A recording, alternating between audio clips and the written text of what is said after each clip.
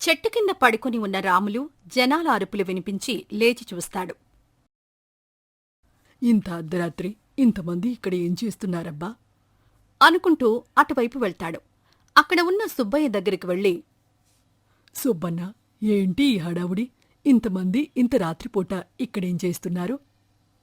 గాలివాటంగాడివి, నీకెలాంటివన్నీ ఏం తెలుస్తాయిరా? మన అడవిలో మాయా బంగారు ఆవు ఉందన్న విషయం నీకు తెలుసా? ఇందాక ఆవు అరుపులు వినిపించాయి. దానికి పూజ చేద్దామనే అందరం ఇక్కడికొచ్చాం. మాయా వరాలిచ్చే బంగారు ఆవురా అది. ఆ మాత్రం పూజలు చెయ్యకపోతే ఎలా కనికరిస్తుంది? సరే, మీ పూజలు మీరు చెయ్యండి. మీరు చెప్పే కథలన్నీ నిజమైతే మీకు పుణ్యం. అదంతా కట్టుకథలైతే నాకు మీరు కొట్టిన కొబ్బరికాయలు ఆహారం. ఎవరికో ఒకరికైతే ఉపయోగమే కానివ్వండి అని వెళ్లి పడుకుంటాడు. తర్వాత రోజు ఉదయం లేచి చూసేసరికి చాలా కొబ్బరికాయలు కనిపిస్తాయి రాములకి. ఈరోజు ఆహారం వచ్చింది. ఇవన్నీ కడుపు నిండా తినేసి పడుకుంటే సరిపోతుంది అని రాములు అక్కడ ఉన్న కొబ్బరికాయలన్నీ ఏరుకుని చెట్టుచాటుకు వెళ్లి తింటూ ఉంటాడు. అమ్మయ్య, కడుపు నిండా తినేశాను. ఇక పోయి పడుకుంటే కంటి నిండా నిద్రపోవచ్చు అని వెళ్లి పడుకునేసరికి ఎండకి ఉక్కపోతగా ఉంటుంది అతనికి.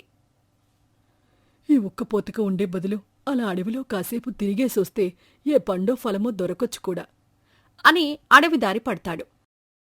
అలా కాస్త దూరం వెళ్లగానే కట్టెలు కొట్టుకుంటున్న జంగయ్య కనిపిస్తాడు. ఏందయ్యా బేకారి, ఇలా అడవి దారి పట్టావు? అడవిలో ఏం పని నీకు? అడవిలో మాయా బంగారు ఆవు ఉందంట కదా, దాని జాడ పట్టుకుందామని వెళ్తున్నాను. నువ్వేమైనా సహాయం చేస్తావా? అబ్బో, తినడానికి తిండులేదులే కాని పనికిమాల పౌరుషం మాత్రం కావలసినంత ఉందే. నీ సావు నువ్వు సావు, మధ్యలో నన్నెందుకు లాగుతున్నావు? ఇల్లు వాకిలి లేని ఎదవ కూడా ఎదురు మాట్లాడ్డమే. పో పో, పోయి ఏ నుయ్యో గొయ్యో చూసుకొని సావు పో. అప్పుడైనా భూమికి భారం తీరుతుంది. మనుషుల దగ్గర అడుక్కుని తినే నేనే భూమికి భారమైతే చెట్లని నరికి బ్రతికే నువ్వు భారం కాదా? అయినా అడవిని దేవత అంటూ పూజిస్తూ అడవిలో ఉన్న చెట్లని కొట్టే నీతో మాట్లాడి నా సమయాన్ని వృధా చేసుకోలేను. అడవిలోకి వెళ్లి కాలక్షేపం చేస్తాను అని అడవిలోకి వెళ్తాడు. అలా కొంత దూరం వెళ్లిన తర్వాత రాములకి కొన్ని పండ్లు కనిపిస్తాయి. ఇదేంటి, ఈ చెట్టు దగ్గరికి చాలాసార్లు వచ్చాను కాని ఎప్పుడూ ఇక్కడ పండ్లు మాత్రం కనిపించలేదు. ఈరోజు ఈ చెట్టు ఇన్ని పండ్లతో ఉంది. పైగా చెట్టు చుట్టూ ఇంత అందంగా పూలు వికసించి కనిపిస్తున్నాయి. ఇదంతా ఏదో మాయలా ఉందేంటి అని అనుకుంటూ ఉండగా ఒక ఆవు చెట్టుచాటు నుంచి బయటకొస్తుంది. ఈ అడవిలో ఆవుండడమేంటి? సరే, ఎక్కడ్నుంచో తప్పిపోయి వచ్చినట్టుగా ఉంది అని ఆవుని ఊరిలోకి తీసుకుని వెళ్తాడు. అందరి ఇళ్ల ముందు ఆవుని తిప్పుతూ ఉంటాడు కాని ఆవు ఎవరి ఇంటికి వెళ్లకుండా రాములతోనే ఉండిపోతుంది. ఎవరింటికి వెళ్ళలేదంటే ఎవరిదీ కాదన్నమాట. ఎవరిదీ కాదంటే నాదే కదా. సరే, నాతో పాటే ఇంటికి తీసుకుని వెళ్తాను అని తను రోజూ పడుకునే చెట్టు దగ్గరికి తీసుకుని వెళ్తుండగా కట్టెల మొప్పుతో జంగయ్య ఎదురొస్తాడు రాములకి. యారా, బంగారు ఆవున్నావు? ఇదేనా బంగారు ఆవు? దగదగా మెరిసిపోతుంది కదరా. చూడ్డానికి నా కళ్ళే సరిపోవడం లేదే. అవును, ఈ ఆవునే బంగారు ఆవుగా మారిస్తే బంగారు ఆవు అయిపోతుంది కదా. ఈ జంగయ్యని ఎలాగోలా ఏమార్చాలి అని మనసులో అనుకుని పైకి మాత్రం ఇలా అంటాడు. బంగారు ఆవా అని అంటావేంటి? బంగారు ఆవులా కనిపించటం లేదా? వెంటనే వెళ్ళి నీ కళ్ళు మంచి వైద్యుడి దగ్గర చూపించుకో.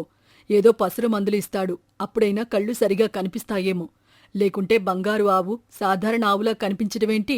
పో పో, పొయ్యి మంచి వైద్యుణ్ణి కలు అని ఆవుని తీసుకుని చెట్టుచాటికి వెళ్ళిపోతాడు రాములు. చెట్టుచాటికి వెళ్లిన తర్వాత ఆవుని అక్కడ కట్టేసి ముందు రోజు రాత్రి ఊరి ప్రజలు వచ్చి చెట్టు దగ్గర వేసిన పసుపునంతా తీసుకుని తన దగ్గర ఉన్న కూజాలో కలుపుకుంటాడు. ఈ పసుపు నీళ్లతో సాధారణ ఈ ఆవు బంగారు ఆవుగా మారబోతోంది అని అనుకుని పసుపు నీళ్లన్నీ ఆవు మీద గుమ్మరిస్తాడు. తర్వాత రాములు ఆవుని అక్కడే ఉంచి పక్కనే పడుకుంటాడు. ఉదయం గోలగోలగా అరుపులు వినిపించేసరికి లేచి చూసేసరికి ఊరి ప్రజలందరూ ఆవుకి పూజలు చేయడం కనిపిస్తుంది. అందరూ ఇక్కడే ఉన్నారంటే నా పథకం ఫలించిందన్నమాట. సరే, మనం రంగంలోకి దిగాల్సిన సమయం వచ్చిందన్నమాట అని అనుకుని ఆవు దగ్గరికి వెళ్తాడు రాములు.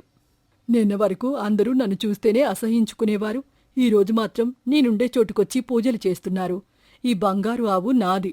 ఆవుకిచ్చిన గౌరవ మర్యాదలు నాక్కూడా ఇవ్వాలి కదా. ఇస్తేనే మాయా బంగారు ఆవుని ఇక్కడుంచుతాను.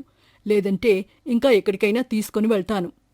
ఒరే, బంగారు ఆవు నీ దగ్గరుందని చాలా పైపైకి వెళ్తున్నావు. సర్లే ఇదిగో ఈ ప్రసాదం తిను, నీకు ఆ మర్యాదలిస్తాన్లే కాని ఎక్కువ మాట్లాడకు అని అంటుంది రమణమ్మ. దాంతో ఆ ప్రసాదం తీసుకుని పక్కకు వెళ్లి కూర్చొని తింటూ ఉంటాడు రాములు. అలా ఊరంతా ఆ ఆవుకి పూజలు చేస్తూ ఉంటారు. సాయంత్రమయ్యేసరికి ఉన్నపాటిగా వర్షం రావడం మొదలవుతుంది. దాంతో ఆవు మీద ఉన్న పసుపంతా పోయి అది సాధారణ ఆవుగా మారిపోతుంది. ఒరే రాములు, ఒక సాధారణ ఆవుకి పసుపు నీళ్లు పోసి బంగారు ఆవు అని చెప్పి అందరినీ మోసం చేస్తావా? బుద్ధి చూపించుకున్నావు. ఛీ, నువ్వెంతకైనా దిగజారుతావని మళ్ళీ మళ్ళీ నిరూపించుకున్నావు. ఇలాంటి వాడిని ఊరిలో ఉంచటం కూడా దండగే. ఈ క్షణమే నువ్వు ఊరు నుంచి వెళ్ళిపో అని అనగానే అందరూ రాములని అక్కడ్నుంచి తరిమేస్తూ ఉంటారు. అయ్యా, నేను చెప్పింది తప్పే కాని ఇలా ఊరి నుంచి బహిష్కరిస్తే ఇంకెక్కడని బ్రతకాలి నేను? నాకు ఈ ఊరు తప్ప ఇంకేమీ తెలియదు అని బ్రతిమలాడుతూ ఉంటే ఓ పాప కాలు జారి వరదనీటిలో పడి కొట్టుకుపోతూ ఉంటుంది. రాములు వెంటనే ఆ పాపని కాపాడ్డానికి వరదలోకి వెళ్తాడు. కాని ఇద్దరూ ఆ వరదలో కొట్టుకుపోతూ ఉండడంతో ఆవు మాయా బంగారు ఆవుగా మారిపోయి తన శక్తితో రాములుని మరియు ఆ పాపని కాపాడుతుంది. అమ్మో, కొంచెంలో ప్రమాదం తప్పిపోయింది. జనాల తిట్ల నుంచి తప్పించుకోవడానికి పాపని కాపాడదాం అనుకుంటే నేనే కొట్టుకుపోయే పరిస్థితొచ్చింది. సమయానికి మాయా బంగారు ఆవు కాపాడింది కాబట్టి సరిపోయింది. లేదంటే నా ప్రాణాలు గాల్లోనే కలిసిపోయేవి కాదు, నీళ్లలో కలిసిపోయేవి. అవును, ఇంతకీ ఈ సాధారణ ఆవుకి మాయాశక్తులు ఎలా వచ్చాయబ్బా?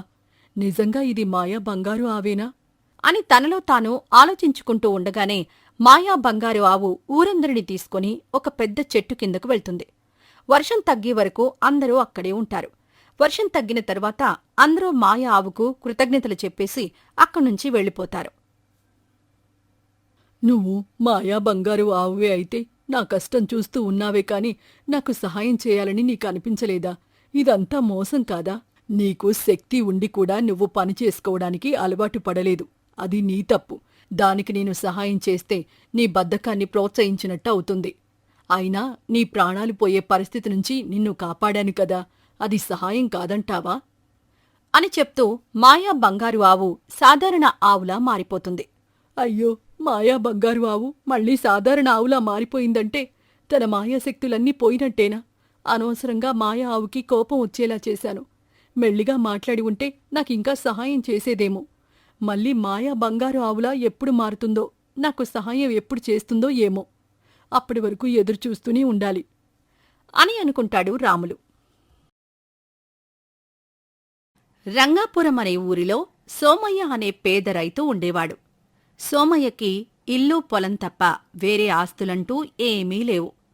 పొద్దంతా పొలంలో కష్టపడి సాయంత్రం తన స్నేహితులతో కాసేపు కబుర్లు చెప్పుకొని ఇంటికి వెళ్లేవాడు.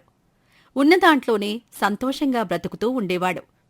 సోమయ్యకి పూర్తి వ్యతిరేకమైన ఆలోచనలతో ఊరిలో రంగయ్య అనే ధనవంతుడు ఉండేవాడు. అతనికి ఎంత ఆస్తి ఉన్నా ఏదో లేదు అన్న లోటుతోనే ఉండేవాడు. ఒకరోజు సోమయ్య తన పొలంలో దొరికిన ఒక రాయిని తీసుకుని సంతోషంగా ఇంటికి వెళ్తున్నాడు. అది చూసిన రంగయ్య సోమయ్య దగ్గరికొచ్చి, ఏంటి సోమయ్య, అంత సంతోషంగా ఉన్నావు? ఏంటి సంగతి? అవునయ్యా, ఇప్పుడే నాకు పొలంలో ఒక రాయి దొరికింది. అలాంటి రాళ్లంటే నా కూతురికి చాలా ఇష్టం. దాని సంతోషమంతా ఇలాంటి వాటిల్లోనే ఉంది. అందుకే దానికి నా పొలంలో దొరికిన సంతోషాన్ని ఇద్దామని వెళ్తున్నాను. సోమయ్య చెప్పిన మాటల్లో పొలంలో సంతోషం దొరికింది అని అర్థమైన రంగయ్య తనకి కూడా సంతోషం కావాలని సోమయ్య పొలంలో వెతకడం మొదలుపెట్టాడు. వెతుకుతుండడం చూసిన పక్క పొలం అంజయ్య రంగయ్య దగ్గరికొచ్చాడు. ఏంటయ్యా, ఇలా పొలాన్నంతా నాశనం చేస్తూ వెతుకుతున్నారు? ఇక్కడేమన్నా పోగొట్టుకున్నారా? అవును, నా సంతోషాన్ని వెతుకుతున్నాను. సోమయ్యకి ఇక్కడే సంతోషం దొరికిందంట. నేను దానికోసమే వెతుకుతున్నాను. ఏంటి, సంతోషం కోసం వెతుకుతున్నారా? వాడేదో పిచ్చివాగుడు వాగుంటాడు. సంతోషం దొరకడమేంటయ్యా? మీరు వాడిలాగానే మాట్లాడుతున్నారు. అంటే నన్ను పిచ్చివాణ్ణి అంటున్నావా? అయ్యో, నేను అలాగెప్పుడన్నానయ్యా? సోమయ్య పిచ్చివాడు అంటున్నా. మరి నేనో? మీరు వాడిలాంటివారే, కాని మంచోరు అని అంటున్నా. మంచోణ్ణి అన్నావు కాబట్టి వదిలేస్తున్నా. పిచ్చివాడ్ని అని ఉంటే ఇక్కడే చంపేసేవాణ్ణి అని పొలం నుంచి బయటకు వెళ్ళిపోయాడు. నేనేదో మాట వరుసకు పిచ్చివాడు అన్నాను, కాని నిజంగా పిచ్చివాడే అనుకుని తన పనిలో పడిపోయాడు అంజయ్య. ఆ సోమయ్య చెప్పింది నిజమో అబద్ధమో తెలియాలంటే వాడింటికి వెళ్ళి చూస్తే అర్థమవుతుంది అనుకుని సోమయ్య ఇంటికి వెళ్లి చాటుగా దాక్కొని ఇంటి లోపలికి చూస్తుంటాడు రంగయ్య. సోమయ్య ఇంట్లో భార్యా పిల్లలతో నవ్వుకుంటూ ఉండడం చూసి నిజంగానే ఏదో సంతోషం దొరికింది అని బలంగా నమ్మాడు. కాసేపటి తర్వాత ఏమీ తెలియనట్టు రంగయ్య ఇంటి లోపలికి వెళ్లాడు. అయ్యా, మీరేంటి ఇలా నా ఇంటికొచ్చారు? చిన్న కబురు పెట్టి ఉంటే నేనే వచ్చేవాణ్ణి కదా. అలా కాదు సోమయ్య, నీకు సంతోషం దొరికింది అన్నావు కదా, నీకు చాలా డబ్బిస్తాను, నాకది ఇస్తావా? అయ్యా, నా బిడ్డకి ఇలాంటి రాళ్ళిష్టం, వాటితో ఆడుకుంటుంది, అదే దాని సంతోషం. దాని సంతోషంలోనే మా సంతోషం ఉంది. ఇలాంటి రాళ్ళు నా పొలంలో చాలా ఉన్నాయి. అయితే నీ పొలం నాకు ఇప్పుడే అమ్మేయ్, నీకు కావలసినంత డబ్బిస్తాను.